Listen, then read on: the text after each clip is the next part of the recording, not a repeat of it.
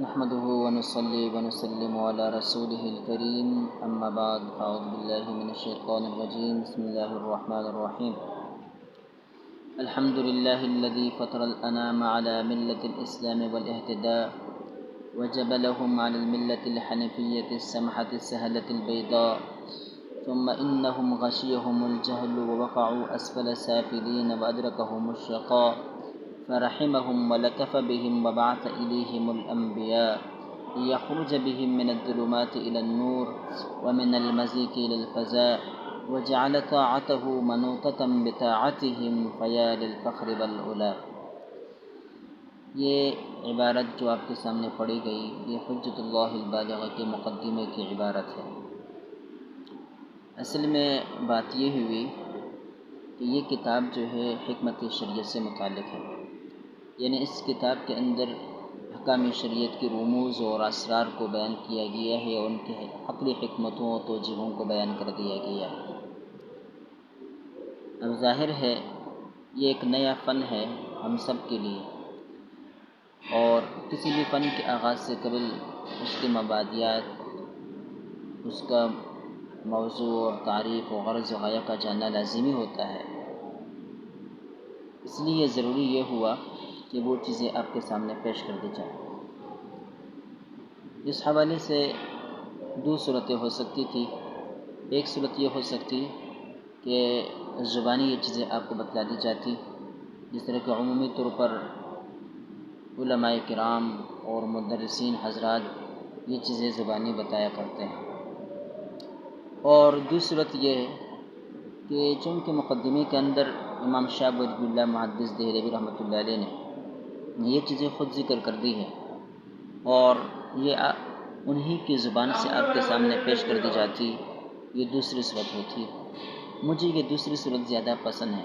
اس کی ایک وجہ ہے کہ آپ جانتے ہیں کہ بعض مصنفین براعت استحلال کے نام کے طور پر کچھ ایسے الفاظ مقدمات کے اندر ذکر کر دیتے ہیں جن کو جاننے اور حل کرنے کی وجہ سے کتاب کے سمجھنے میں کافی آسانی پیدا ہو جاتی ہے اور یہ انسان کے لیے معاون اور مددگار بن جاتی ہے، کیونکہ خاص اصطلاحات کی طرف ان الفاظ میں اشارہ ہوتا ہے، تو ان کو یہاں حل کر دیں گے تو اس سے یہ پتہ چلے گا کہ آگے کتاب کے اندر کیا ہے اور کیا کیا مشکلات ہیں، ان مشکلات سے بھی انسان واقف ہو جاتا ہے۔ دوسری بات یہ ہے کہ مقدمہ پڑھتے پڑھتے ہم شاہ ولی اللہ محدث دہلوی رحمۃ اللہ علیہ کے طرز اور اس کی تصنیف کے اور اس کے جو ہے ادائیگی اور اس کے جو انداز نگارش ہے اس کے ساتھ بھی ایک حد تک واقفیت حاصل کر چکے ہوں گے اور ممارست پیدا ہو چکی ہوگی، تو آگے جو ہم منتخب ابواب پڑھیں گے وہ ہمارے لیے بہت آسان رہیں گے۔ میں بلا کسی تمہید کے یہ بات عرض کر دینا چاہتا ہوں کہ میرا ارادہ یہ تھا کہ ایسی قسم کا درس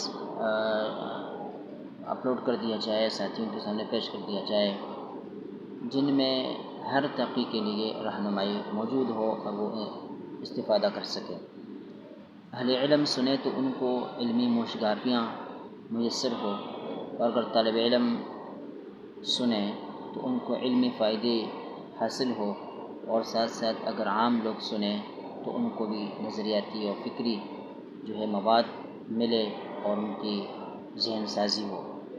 اس کے لیے میں نے یہ سوچا کہ مفردات کی تشریح بھی ہوگی، جو مشکل تراکیب آئیں گے اس کی وضاحت بھی کر دی جائے گی، اور ساتھ ساتھ ایسی واضح قسم کی تشریح کر دی جائے گی جو ہر ایک کے ذہن میں اتر سکے، اور ساتھ ساتھ جدید طبقوں کو مخاطب کرتے ہوئے میں یہ بھی کوشش کروں گا کہ بین الاقوامی سطح پر یا ملکی سطح پر جو جدت پسندی ہے اور نئے نئے نظام معاشرت کے، معیشت کے، سیاست کے، عدالت کے وہ معارض وجود میں آئے ہیں اور باقاعدہ وہ اسلام کے ساتھ اب ٹکر لینے لگ گئے ہیں، ان کا بھی تذکرہ ہو اور اسلام کے ساتھ ان کا موازنہ ہو، اور ان کے اوپر اسلام کی بالادستی کو عقلی توجیہات، عقلی حکمتوں کے ساتھ جو ہے وہ ثابت کر دیا جائے، اور اس کے ذریعے سے جو لیبرلزم ہے، جو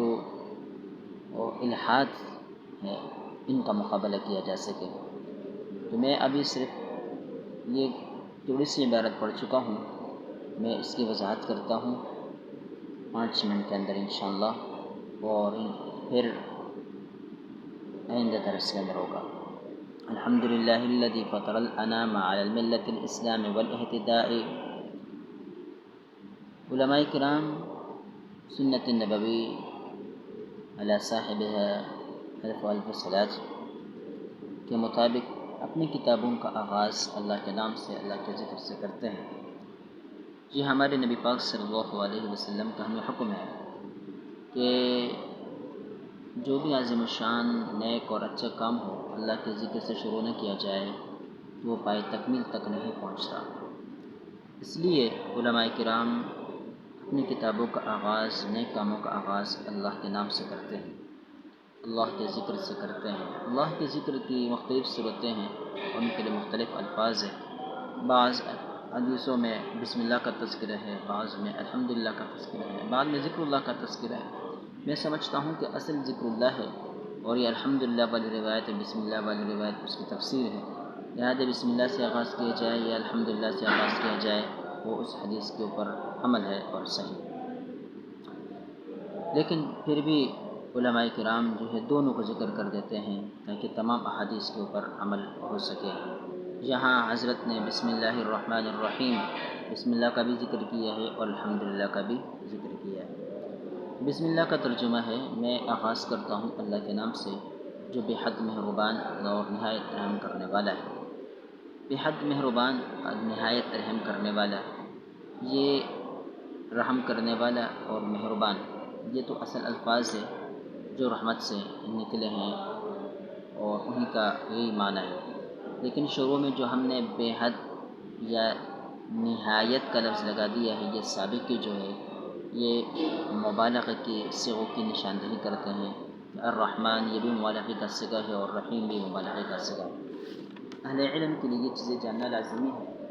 عوام کے سامنے بھی یہ باتیں اس لیے رکھنا لازمی ہے تاکہ وہ یہ سمجھ جائے کہ قرآن پاک کو بغیر علوم عالیہ سیکھے جو ہے سمجھنا آسان کام نہیں ہے، یہ انتہائی مشکل ہے۔ اس حوالے سے ایک واقعہ بھی یاد آتا ہے کہ ایک پروفیسر جب ریٹائر ہوئے تو اس نے قرآن پاک کی تفسیر لکھنے کا ارادہ کر دیا اور پھر لکھتے لکھتے پورا بھی کر دیا۔ پھر ایک صاحب علم بڑے آدمی کے پاس لے کر آئے اور ان سے کہا کہ اس کی تصحیح ہو جائے، اس کے اوپر تقریض ہو جائے تو آپ کی مہربانی ہوگی۔ وہ مولانا صاحب کھڑے کھڑے تفسیر کو اٹھایا اور لکھنے لگے کہ پہلا لفظ اٹھایا الحمدللہ رب العالمین۔ اس کا ترجمہ اس پروفیسر نے یہ کیا تھا کہ تمام تعریفیں اللہ کے لیے۔ مولانا صاحب نے یہ پوچھا کہ یہ بتائیے کہ الحمد کا ترجمہ ہے تعریف کرنا، لیکن یہ مطلب ہوا کہ تعریف اللہ کے لیے ہے، لیکن آپ نے لکھا ہے کہ تمام تعریفیں اللہ کے لیے ہیں، تو یہ تمام کا لفظ آپ نے کہاں سے نکالا؟ تو پروفیسر صاحب کو پتہ ہی نہیں تھا۔ وہ کہنے لگے کہ بس تمام جو مترجمین حضرات ہیں انہوں نے صحیح ترجمہ کیا ہے، لہٰذا میں نے بھی ایسا کیا ہے۔ تو مولانا صاحب نے کتاب واپس کرتے ہوئے کہا کہ تفسیر آپ کا کام نہیں ہے۔ لہذا عام لوگوں کو یہ بات جان لینی چاہیے کہ یہ گہرائیاں ہیں اور یہ علماء ہی سمجھتے ہیں۔ بہت سارے لوگ اٹھ کر علماء کے اوپر اعتراضات کرنے لگ جاتے ہیں، کہتے ہیں یہ ایسے ہیں ویسے ہیں۔ اللہ کے فضل و کرم سے علماء انتہائی گہرائیوں میں جاتے ہیں اور ان چیزوں کو بہت اچھی طریقے سے اور خوب جانتے ہیں۔ الحمدللہ الذی، تمام تعریفیں اللہ کے لیے۔ الحمد لام برائے استغراق ہے، یعنی حمد کے تمام افراد للہ اللہ کے لیے ہیں۔ الذی وہ فطر الانام جس نے پیدا کیا ہے تمام مخلوق کو۔ فطر یفطر و فطر یفطر دونوں کا مطلب ہے پیدا کرنا، آغاز کرنا، شروع کرنا۔ انام جو ہے تمام مخلوق کو کہا جاتا ہے، لیکن اس کا اطلاق خاص طور پر انس اور جن پر بھی ہوتا ہے، جیسے کہ قرآن پاک میں ہے وَوَزَعَهَا لِلْأَنَامِ، تو وہاں انام سے الثقلان مراد ہے، یعنی انس اور جن مراد ہے۔ یہاں پر بھی انس اور جن مراد ہے، بلکہ بعض حضرات نے کہا کہ صرف انسان ہی یہاں مراد ہے۔ کیوں؟ اس لیے کہ آگے تذکرہ صرف انسان ہی کا ہے۔ تو فطر الانام، جس نے انسان اور جنات کو پیدا کر دیا، علی ملت الاسلام والاہتداء، ملت اسلامی اور راہ یابی پر۔ ملت لغت میں کس کو کہتے ہیں؟ روش کو کہتے ہیں، طریقے کو کہتے ہیں، یعنی اسلام کے روش پر۔ اور بعض حضرات نے اس کا دوسرا مطلب اس کو املا سے لیا ہے، لکھنے کے معنی میں۔ تو چونکہ اس دین کو ملت کہا جاتا ہے اس معنی کے لحاظ سے کہ یہ بھی لکھا جاتا ہے، محفوظ کر دیا جاتا ہے یا لکھا گیا ہے، اس وجہ سے اس کو ملت کہتے ہیں۔ توضیح کے حاشی میں اس کے اوپر پوری بحث ہے، بلکہ توضیح کا جو تلوی کا جو مقدمہ ہے وہاں پر لفظ شریعت، لفظ ملت اور لفظ دین کی وضاحت کر دی گئی ہے، اور اس میں انہوں نے لکھا ہے کہ ملت جو ہے املا سے ہیں، اور املا چونکہ لکھوانے کے معنی میں آتا ہے، اور یہ دین بھی چونکہ لکھا جاتا ہے، لکھا گیا ہے، محفوظ کیا گیا ہے، اس معنی کے اعتبار سے اس کو ملت کہا جاتا ہے۔ اور چونکہ یہ ہمارے لیے چلایا گیا ہے، شریعت کا معنی بھی چلانا، شریعت مشروعات کے معنی میں ہے، یعنی وہ جو چلایا گیا ہے۔ جیسے کہ قرآن پاک میں اللہ تعالیٰ فرماتے ہیں شرع لکم من الدین ما وصی بہ، جاری کر دیا ہے تمہارے لیے، چلایا ہے تمہارے لیے۔ تو چونکہ یہ دین ہمارے لیے چلایا گیا ہے، اس وجہ سے اس معنی کے لحاظ سے اس کو شریعت کہا جاتا ہے، اور پھر اس کے اوپر چونکہ سزا اور ثواب کا دار و مدار ہے، تو اس لحاظ سے اس کو دین بھی کہا جاتا ہے کہ دین جو ہے وہ دانا یہ دینوں سے ہیں، اور دانا یہ دینوں کا مطلب ہے بدلہ دینا۔ جیسے کہ مشہور مقولہ ہے کما تدین تدان، جیسا کرو گے ویسا بھرو گے، یعنی جیسا عمل کرو گے ویسا ہی بدلہ پاؤ گے۔ مالک یوم الدین کا یہی مطلب ہے کہ اللہ مالک ہے بدلے کے دن کا، یعنی قیامت کا دن کا۔ الاسلام جو ہے لغت کے اعتبار سے اسلم یسلم، اسلام کا مطلب ہے سپرد کر دینا، تسلیم کر لینا، اور یہ سلمن سے بھی مشتق ہو سکتا ہے، سلامتی کے معنی میں آتا ہے۔ تو چونکہ انسان اپنے آپ کو اللہ تعالیٰ کے سپرد کر دیتے ہیں، اپنی مرضیات کو اللہ تعالیٰ کے حوالے کر دیتا ہے، اللہ کے حکام کے سامنے سر تسلیم خم کر دیتا ہے، اس وجہ سے اس کو اسلام کہتے ہیں۔ اور پھر اللہ کی طرف سے ہمیں سلامتی ملتی ہے دنیا میں بھی اور آخرت میں بھی، اس معنی کے اعتبار سے بھی اس کو اسلام کہا جاتا ہے۔ اور شریعت کی زبان میں اسلام وہ احکام کا مجموعہ ہے جو اللہ رب العزت نے ہماری ہدایت کے لیے قرآن پاک کی صورت میں اور نبی پاک صلی اللہ علیہ وسلم کی احادیث کی صورت میں ہمیں عطا کر دیا ہے۔ والاہتداء، اہتداء یہ مصدر ہے اور اس کا مطلب ہے راہ پانا، لیکن یہاں میں ایک وضاحت کر دوں کہ جس طرح مصدر میں کچھ مصادر مفعول کے معنی میں ہوتے ہیں، مجہول کے معنی میں، اور کچھ معروف کے معنی میں ہوتے ہیں، اس پہلے متعدی کے میں، تو ان دونوں کے درمیان کوئی فرق نہیں ہوتا، سیاق و سباق کو دیکھ کر فرق کر دیا جاتا ہے۔ جیسے کہ نصر ینصر نصرا، چونکہ اس سے پہلے معروف کے صیغے ہے تو یہاں نصر کا ترجمہ ہم معروف کریں گے، یعنی مدد کرنا، لیکن آگے ونصر ینصر نصرا، وہاں پر نصر کا ترجمہ ہم مدد کیے جانا کریں گے، کیوں؟ اس لیے کہ اس سے پہلے جو صیغے ہیں وہ مجہول کے ہیں۔ اس طرح سیاق و سباق کو دیکھ کر جو ہے مصدر کے معنی متعین کر دیے جاتے ہیں۔ ایسا ہی ایک لفظ مصدر بھی ہوتا ہے، حاصل بالمصدر بھی ہوتا ہے، شکل و صورت کے اعتبار سے دونوں ایک جیسے ہوتے ہیں، لیکن فرق معنی کے اندر لحاظ سے کیا جاتا ہے، اور وہ جو ہے سیاق و سباق کو دیکھ کر کیا جاتا ہے۔ تو اہتداء کا مصدری معنی ہدایت پانا ہے، اور یہ حاصل بالمصدر کا معنی جو ہے راہ یابی ہے۔ راہ یابی چونکہ اسلام کے مترادف قسم کا لفظ ہے، اس وجہ سے یہاں پر حاصل بالمصدر والا معنی ہی مراد ہے، یعنی راہ یابی۔ اور اس کی وجہ یہ ہے کہ امام شاہ ولی اللہ محدث دہلوی رحمۃ اللہ علیہ کا ایک طریقہ ہے کہ وہ الفاظ کی تشریح کر دیتے ہیں الفاظ مترادفہ کے ذریعے سے، ایک جملے کے بعد دوسرا جملہ لے کر آتے ہیں، وہ پہلی جملے کی وضاحت کرتا ہے، یہ جملہ ناقصہ کو لے کر آتا ہے، یہ جملہ کاملہ ہوتا ہے۔ بہرحال ایک جملے کے ذریعے سے دوسرے جملے کی وہ وضاحت کرتے ہیں، ایک لفظ کے ذریعے سے دوسرے لفظ کی وہ وضاحت کرتے ہیں۔ تو یہاں اسلام کے بعد اعتدال لے کر آنا، یہ معنی کے اعتبار سے گویا کہ مترادف الفاظ ہیں۔ مطلب یہ ہوگا کہ الحمدللہ الذی، تمام تعریفیں اس اللہ کے لیے ہے، فطر الانام، جس نے مخلوق کو پیدا کر دیا، علی ملت الاسلام والاہتداء، اسلام کی ملت پر اور راہ یابی پر۔ اس سے اشارہ ہے وہ مشہور حدیث کی طرف، کل مولود یولد علی الفطرہ، کہ ہر بچہ فطرت اسلام کے اوپر پیدا ہوتا ہے، پھر ماحول اس کو بگاڑ دیتا ہے، عیسائی، نصرانی، مشرک یا مجوسی بنا دیتے ہیں۔ ابواہ یہودانہ او یمجسانہ او ینصرانہ، بعض روایتوں میں او یشرکانہ کے الفاظ ہیں۔ وجبلہم علی الملۃ الحنیفیۃ السمحہ، جبل یہ جبلت سے ہے اور جبلت فطرت کو کہا جاتا ہے، اور یہ جو ہے تخلیق کے معنی میں آتا ہے۔ وجبلہم، اور ان کو پیدا کیا، ان کی تخلیق فرمائی، علی الملۃ الحنیفیہ، حنیفیہ اس میں یا جو ہے یا نسبتی ہے، اور یا نسبتی ہے، اور چونکہ حنیف حضرت ابراہیم علیہ السلام کا لقب ہے، تو یہ کہا جاتا ہے کہ حنیفیہ یعنی وہ دین مسلک جو حضرت ابراہیم علیہ السلام کو دیا گیا تھا۔ یا حنیفی کا مطلب، حنیف کا مطلب باطل کو چھوڑ کر حق کی طرف مائل ہونے اور حق کے ساتھ ہو کر رہنے والے کو کہا جاتا ہے، اور یہ ابراہیم علیہ السلام کا بھی لقب تھا، اور اس دین کا بھی یہی لقب ہے۔ تو اس دین کو ملت حنیفی اس معنی کے اعتبار سے کہا جاتا ہے، یعنی لغوی معنی کے اعتبار سے کہا جاتا ہے۔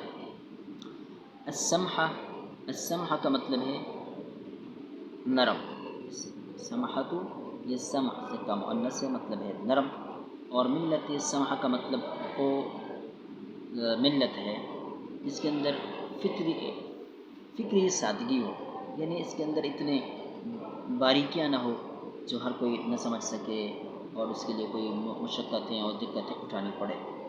السہلہ، سہلہ کہتے ہیں آسان کو۔ البیضاء، بیضاء یہ ابیض کی تانیث ہے، اور جو ہے یہ سفید، چمکدار اور روشن کو کہا جاتا ہے۔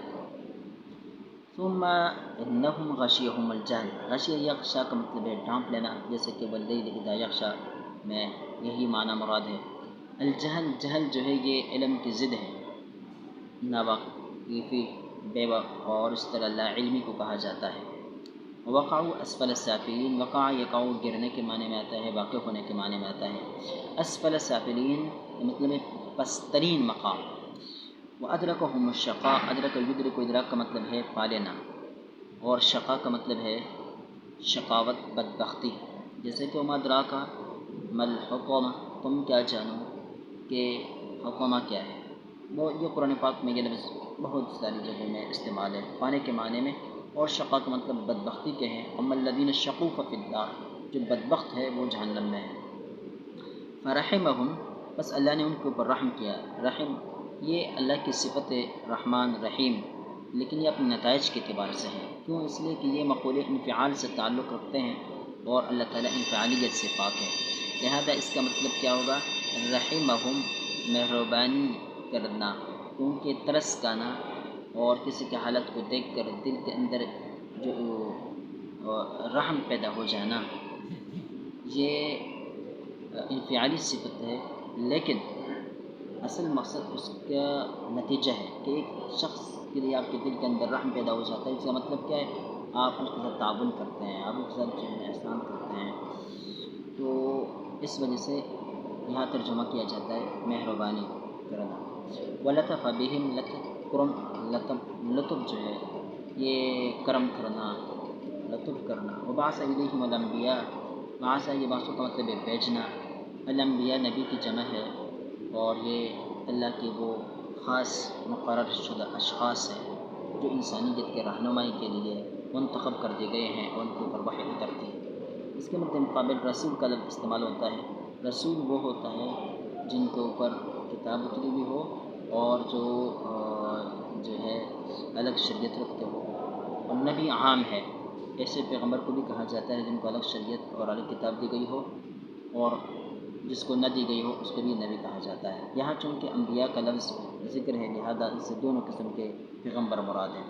یخرج بہم، خرج یخرج کا مطلب ہے نکلنا، لیکن اس یعنی گویا کہ یہ فعل لازم ہے، لیکن با حرف جر وغیرہ کے ذریعے سے اس کو متعدی بنا دیا جاتا ہے، یہاں پر اس نے ایسا ہی کر دیا ہے۔